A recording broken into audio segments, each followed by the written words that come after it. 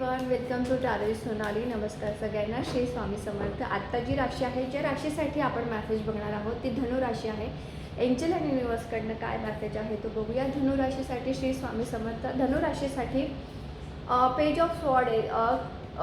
Unnecessary thinking, unnecessary actions घ्यायच्या नाही आहेत. विचार करून ॲक्शन घ्यायचे आहेत, विचार करून बोलायचं आहे, विचार करून मूवमेंट करायची आहे.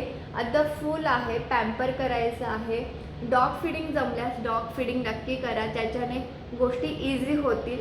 रोड पाथ ओपन होईल. स्वतःला खूप छान पॅम्पर करणार आहात, आनंदी राहणार आहात.